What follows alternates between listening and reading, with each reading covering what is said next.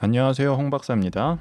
안녕하세요. 이재입니다. 네, 반갑습니다. 반갑습니다. 지난 비디오에서 70인역 성서에 대해서 70인역 성서가 나온 문화적인 배경에 대해서 얘기를 했습니다. 지중해 세계가 다 그리스화 되면서 그리스어가 공통 언어가 되고 이스라엘 바깥에 살던 수많은 수백만 명의 이스라엘 사람들은 그리스어는 할 수 있지만 히브리어는 할 수 없는 사람들이 대부분이기 때문에 그를 알지 못하는 사람도 많지만 어쨌든 아는 사람 중에서도 히브리어를 모르는 사람이 많기 때문에 그리스어 성경이 필요해졌고 나왔다는 얘기입니다. 네. 원래는 아까 말씀드렸다시피 오경이 먼저 번역되었다고 했죠. 네. 그래서 70인역 성서는 맨 처음에는 오경만을 가리키는 그렇게 생각할 수 있겠지만 네. 나중에는 그냥 히브리어 성서 전체를 가리키는 말로 사용되고 있습니다.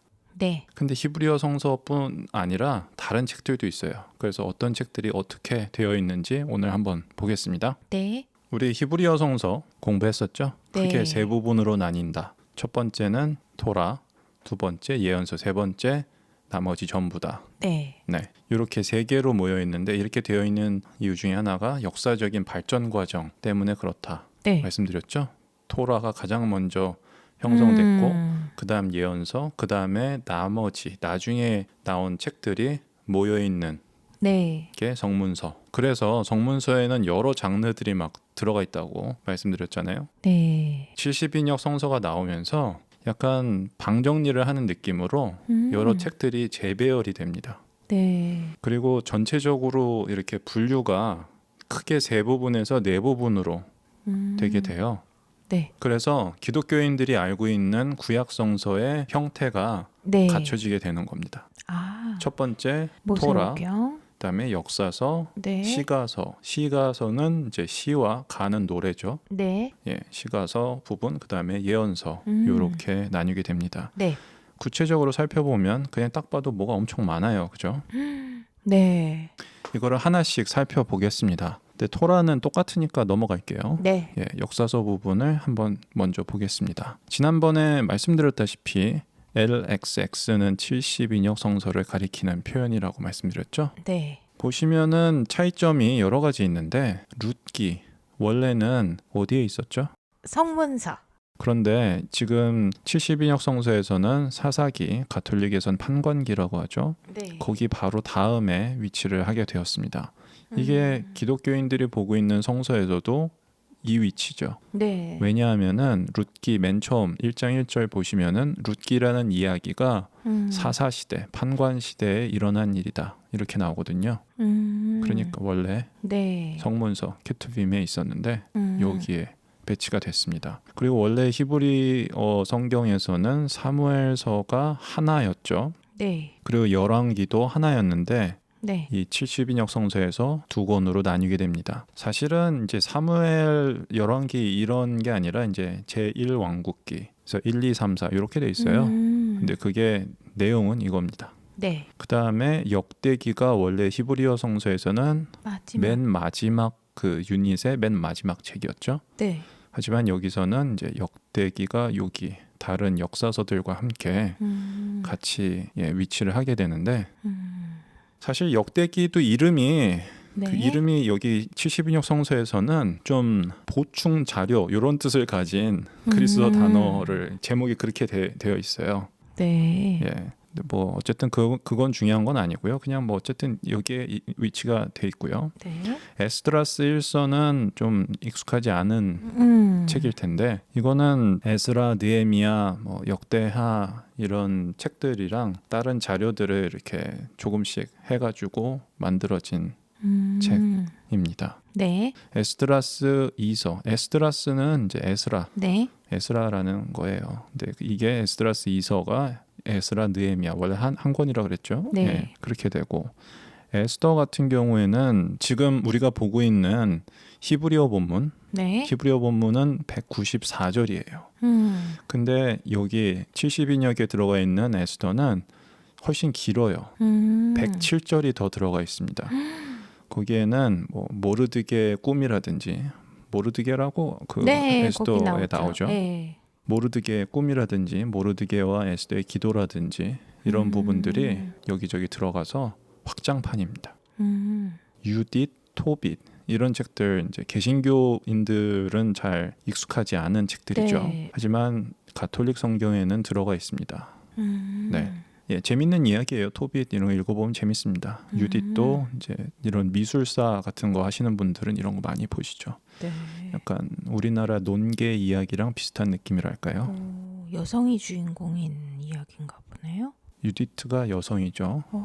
네. 그다음에 마카베오 1서, 2서, 이제 3, 4까지 있는데 예. 마카베오 3서보다도 1, 2, 4가 굉장히 중요합니다. 네. 네. 개신교의 성서에는 안 들어가 있지만 음. 예, 가톨릭에도 들어가 있고 종교에도 들어가 있고 네. 아까 알렉산더 사후에 크게 네. 세 조각으로 나뉘어져 가지고 얘기했죠. 네. 네네. 그래서 셀레우코스 왕국이 이쪽이었는데 안티오쿠스 에피파네스 4세라는 사람이 있었는데 네. 유대인들을 막 박해하고 예, 성전을 제우스 신전으로 바꾸고 못된 왕이었네요.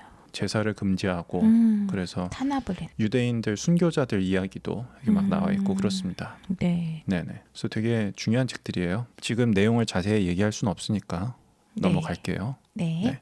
그래서 역사서가 이렇게 전체적으로 봤을 때 이제 약간 시간 순서로 배열된 느낌을 네. 주고 있습니다. 정확하게 그렇진 않지만 네. 네. 시가서 음. 므낫세의 기도라는 게 추가되어 있는데 네. 므낫세는 네. 왕이죠. 예, 바빌론으로 끌려갔는데 네. 예, 므낫세가 하나님한테 어떤 기도를 했다.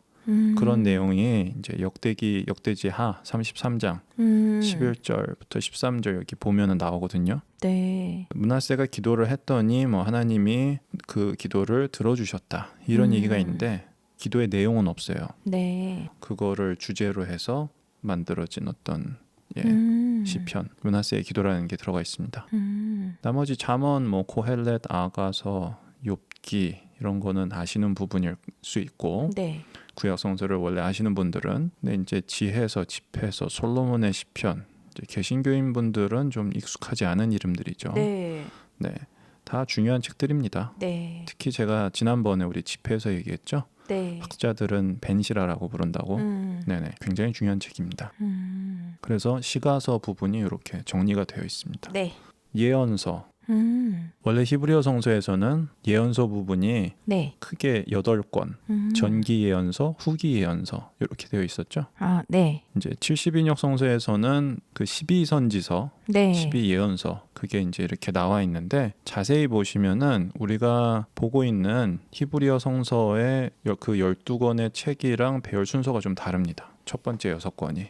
네. 그래서 원래는 약간 이 선지자들의 활동 시기 순으로 정리가 돼 있는 듯한 느낌이었는데 네. 지금은 약간 정확한 이유를 알긴 좀 어려운데 약간 두께 순이 아닐까 그런 느낌으로 정리가 되어 있고요. 네.